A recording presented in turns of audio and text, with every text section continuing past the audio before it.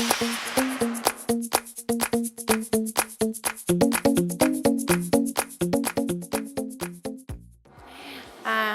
Eva, and I'll talk today about developer toolkits and how we can make our lives as WordPress developers a bit easier using some tools for automation.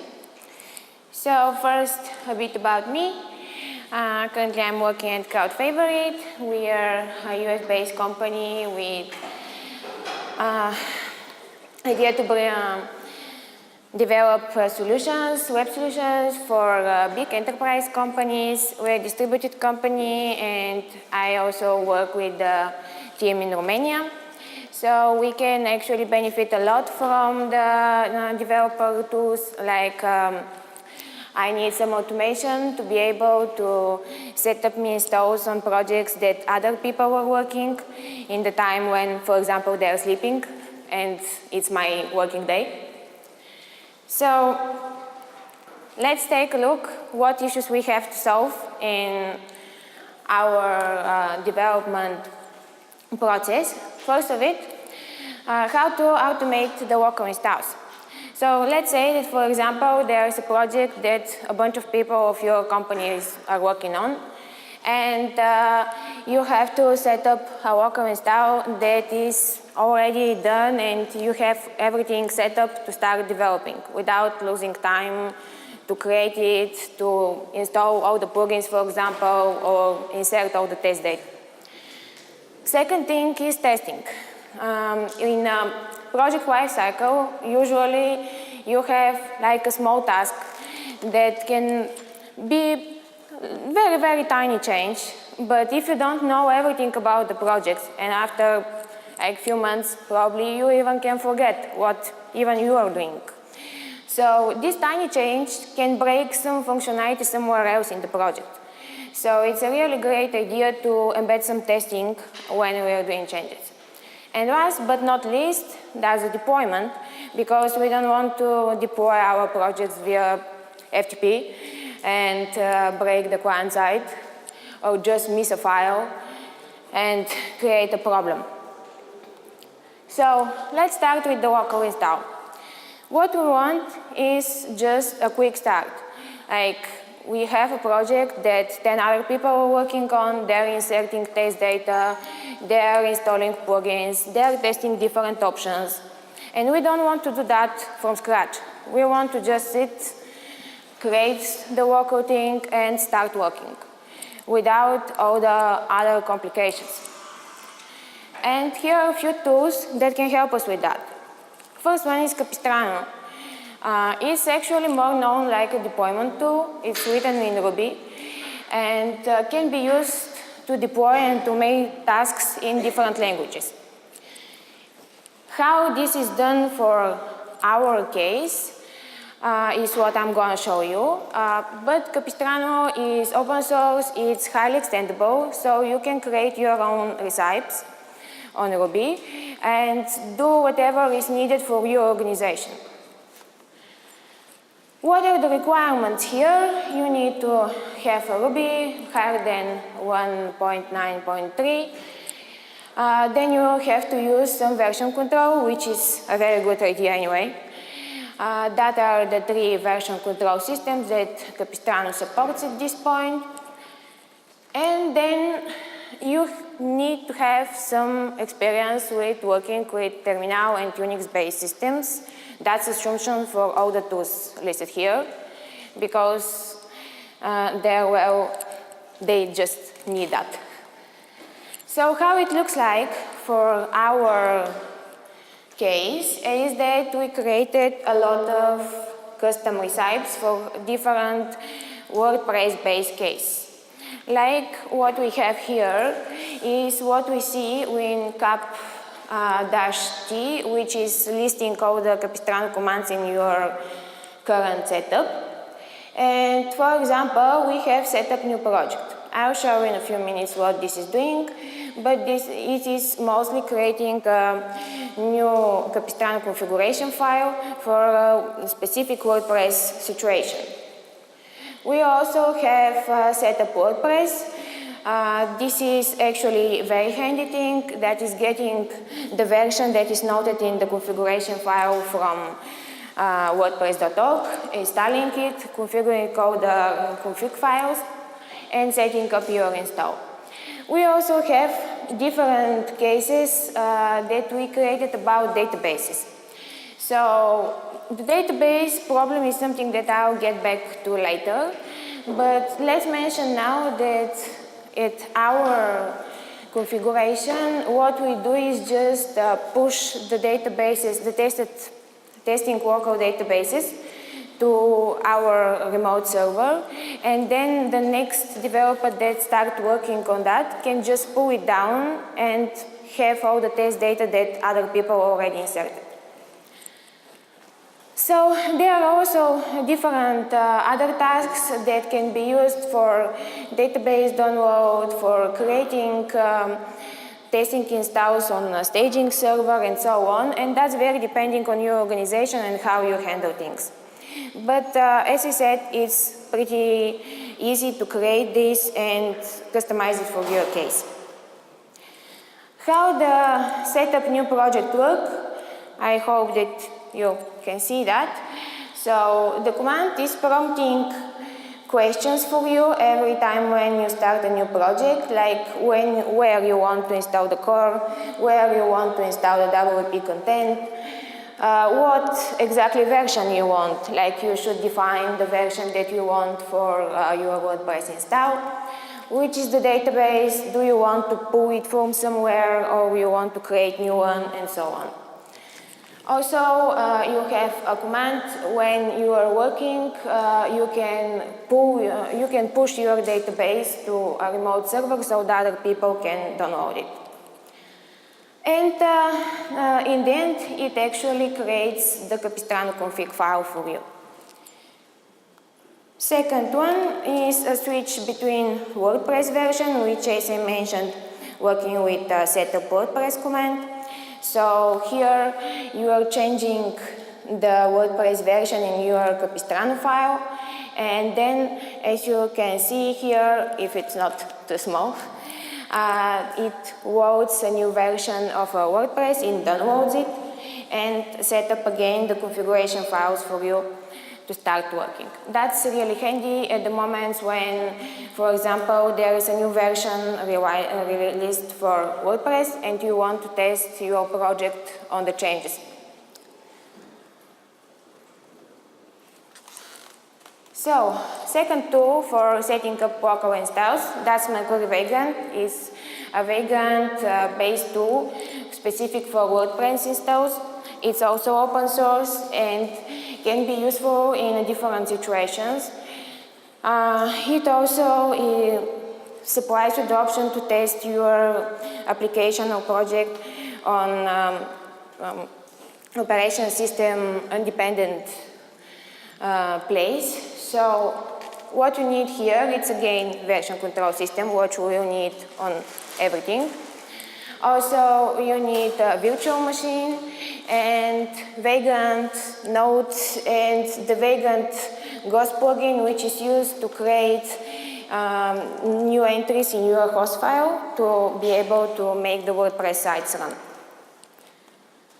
How it looks like, creating a new install, you just need to move that default UML file at the config sites folder, rename it, and set up the config that you want inside on the different PHP versions and so on, and then run Vagrant provision. That will just bring you the WordPress install ready. What you have in that case, you have fresh WordPress install with some pre-installed plugins and so on. Also, you have all the configs file, you have set up database, some debug tools, you have SSH access to debug if something is needed, and if needed, you can set up Memcache or Varnish. That, for example, was very useful for me in a project where Varnish was very important to be tested, and unfortunately, I was not able to make it work on my machine. And last but not least, WP CLI. It's a very known automation tool for WordPress. It has ton of handy commands that you can use for installing plugins, theme, for creating WordPress. Typing WP can give you the list of that commands. Also, you can create a new WordPress install with typing WP core install. It also will set up database for you. It will set up configurations files and so on, and you can tweak it a lot. So, the database problem that I mentioned before. Last year, I had a question how we can, for example, move our database that we are using on production side locally to be able to test. Well, we can't. I mean, we can. We can just go there and dump the database and insert it in the local install. But that's not very handy because first of all, we have to change all the URLs and serialize data and so on. Also, imagine that you have 10 million posts or million posts. You don't want that on your local install. You need, let's say, 100 posts to test whatever you're going to test. Also, there is another problem that you can have. You can, for example, send lots of emails to your clients' that you have inserted as users while you are testing. And that's not a good idea. So if you're gonna try the approach with just downloading the production database and inserting it to your local, you have to tweak it a lot until the moment when you actually can start working. With the Capistrano automation, we've made like a workaround of that with uploading test database on different servers and just pulling it down. That's handy, but it's not a perfect solution because in some cases, your clients may make changes on production, may create something that can make difference in the things, so you still can't test that much. There is another tool that's coming called WP-CLI REST.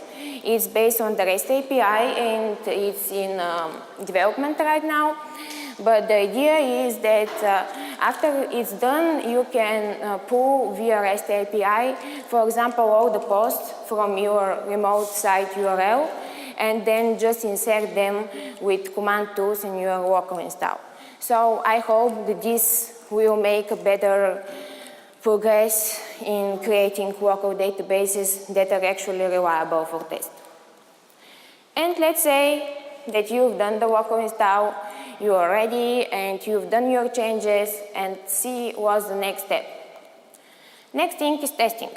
What we use is Codeception, and that's a tool for testing PHP applications which supplies out-of-the-box unit tests, functional tests, and acceptance tests. Today I'll talk only about acceptance tests because it's a way harder to test different scenarios by user's point of view, which actually is what acceptance test is doing. So how it looks like, creating acceptance test is pretty easy. You can test by clicks and so on. That's a simple example. For example, you want to sign in somewhere, you just need to call the acceptance test class and then try to sign in with, for example, some parameters. That's how it looks like on execution. It finds the page and then just tries to insert that data in the form. In Codeception, there are two options for that. One is PHP browser, in which we can test form, clicks, we can check for elements on the page, like CSS selectors and so on. We can grab data, for example, from URL. You can test cookies. But that's not enough in all the cases. You can create pretty complex text using this. For example, you can using click on form or click on URL to go on another page and, for example, try assertions. Try to see if a concrete element is visible on that page. That test will work in a lot of situations.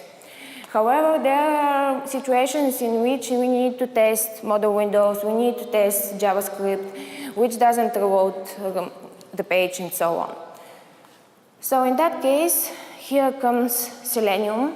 Selenium WebDriver is a tool that you can use to test JavaScript applications, and it actually runs the browser for you, and you can see in real time how the test is working.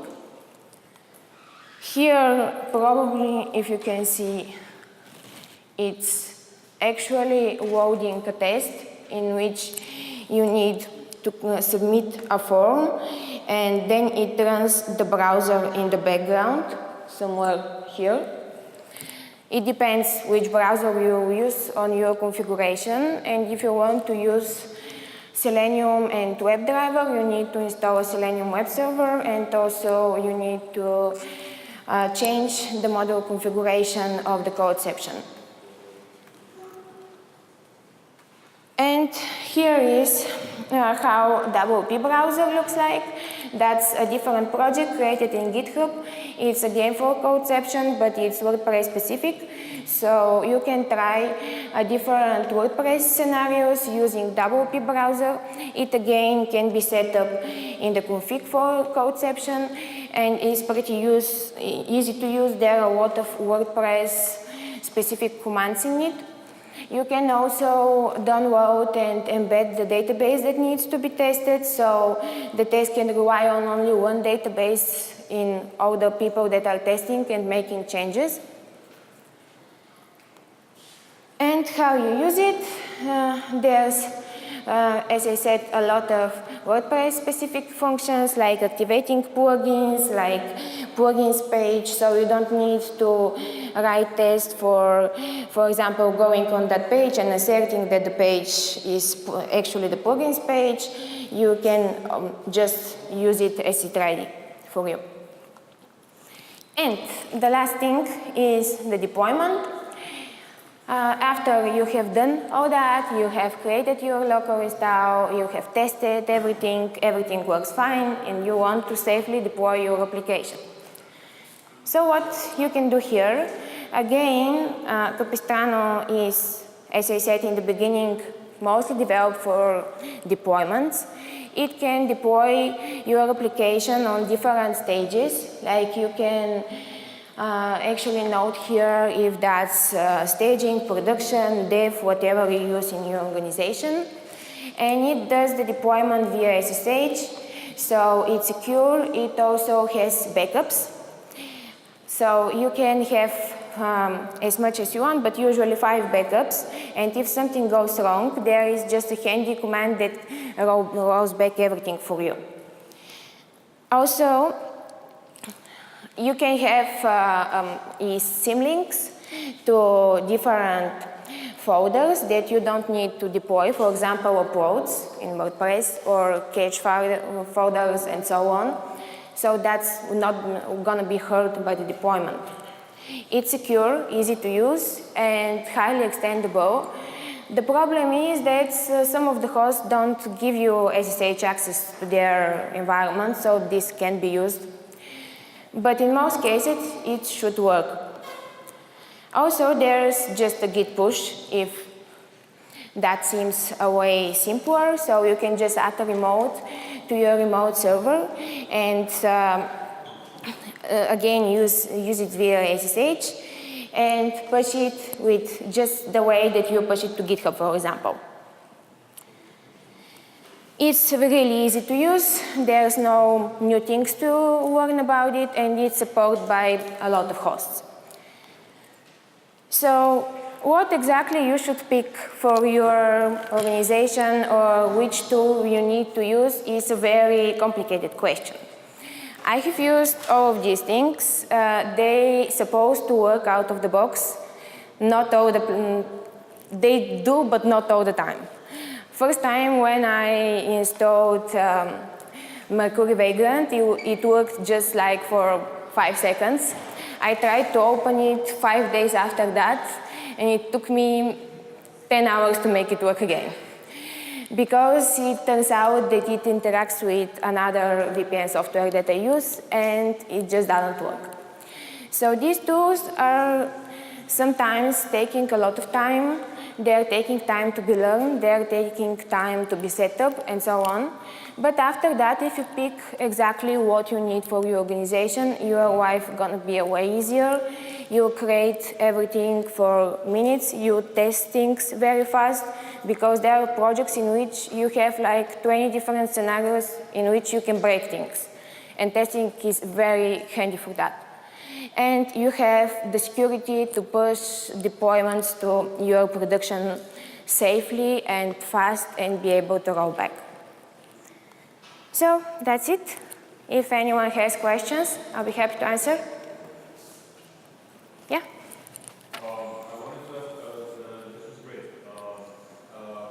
For a scenario where I have like clients and access to their server, all that, but for work that's to be distributed, like I'm writing a plugin for a team that's to be distributed to many users. Then, their hosting environment is not necessarily the same as mine. And it's not something that I can reasonably expect to replicate, having a visual user. And in that case, my requirements drop to minimum WordPress requirements like PHP 5.2 last time I checked. So, any thoughts as how to set up that kind of environment? Well, if the question is mostly about PHP and WordPress version, Not specifically WordPress version, but setting up very old PHP that has obvious benefits, of your distributed project not carrying out on servers. yeah. Well, what I would use is Vagrant to set up not specifically my environment, but in this case, for example, mine is on Apache server, and Vagrant is on Nginx, so it depends what exactly you want to replicate. I also use another, it's called PHP Switcher tool. It's also open source and you can download it. So it's just with one line switch between different versions of PHP. And then I just switch between versions of WordPress to replicate whatever I have in my client's environment. But that's like very specific. You can have totally different and let's say old Unix-based server somewhere that you don't know anything about. In that case, there's not much that you can do. Yeah. I mean, you can replicate most of it, but not everything. Anyone else? Yeah. Were you using some specific plugin for Capistrano for WordPress development and deployment? What do you mean by plugin? Plugin for Capistrano. Capistrano plugin that supports something specific for WordPress. It's not a plugin, it's just, they are called recipes, the Capistrano scripts. And yes, they're specific and they're written exactly for our company because, as I said in the beginning, they support like pushing databases to our specific server and so on. But it's not very complicated to do the same thing for your specific case. For example, you may not want to do exactly this approach, like with keeping all the projects on different server and test them and so on. So it really depends what your case is.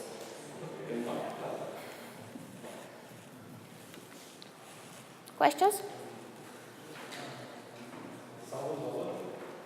Anyone? Okay. Thank you.